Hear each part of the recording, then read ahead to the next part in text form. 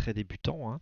Je vais vous expliquer aujourd'hui comment procéder pour des raccourcis clavier. Donc vous avez tous entendu parler de ça. Alors pour les très anciens et ceux qui les pratiquent savent déjà que c'est très utile une fois qu'on sait les utiliser et que ça nous fait gagner du temps.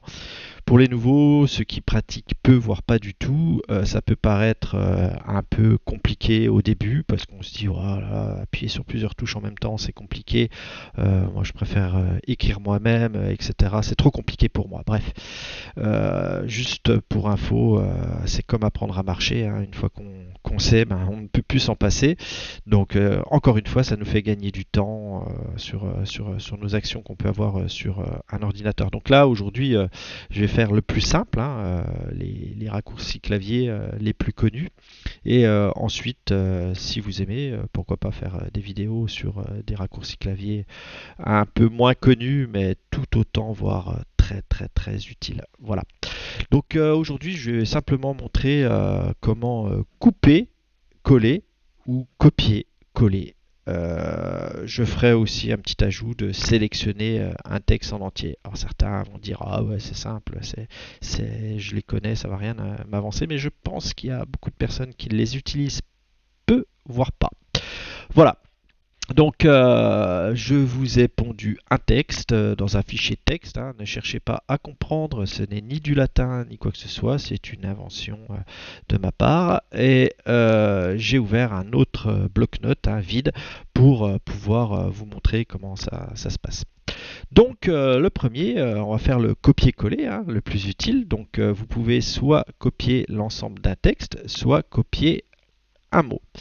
Là, vous avez vu, j'ai soit en appuyant sur le bouton gauche de la souris sans le lâcher, sélectionner l'ensemble de ce que je veux sélectionner. Mais on peut aussi sélectionner un mot. Alors si on fait juste un seul clic, il ne se passe rien.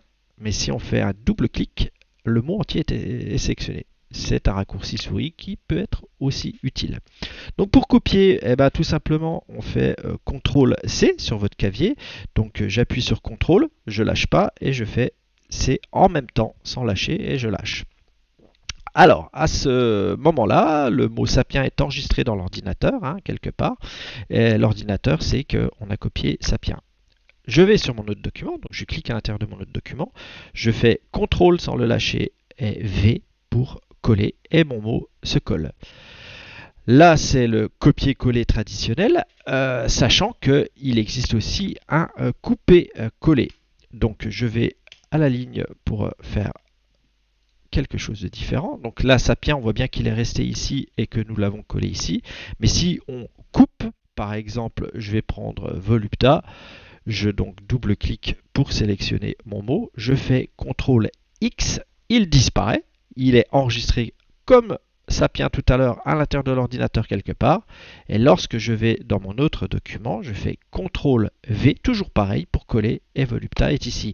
Et on peut voir que volupta a disparu de ce texte-là pour être réapparu ici. Donc la différence entre un copier et un couper, c'est simplement que copier, vous allez garder ce que vous copiez dans le premier document et vous le collez dans le deuxième, alors que couper, vous allez le couper, le faire disparaître du premier document pour le faire apparaître au deuxième document. À savoir qu'il est toujours enregistré dans l'ordinateur tant que vous en copiez ou vous en coupez pas un autre. Il est enregistré dans l'ordinateur et si je fais CTRL V, c'est-à-dire je colle, je peux le coller autant de fois que je veux. J'avais dit que je parlerais aussi du copier l'ensemble d'un texte, l'ensemble d'une page. Pour tout sélectionner ce qu'il y a, vous faites CTRL A et là, vous avez tout qui est sélectionné. Vous faites CTRL C, il est enregistré quelque part dans l'ordinateur. Je vais sur mon autre document, CTRL V, tout est collé ici. Et si je retourne dans mon ancien document et que je fais CTRL X, je le coupe et à nouveau, je le colle. Il a disparu ici, il est apparu ici.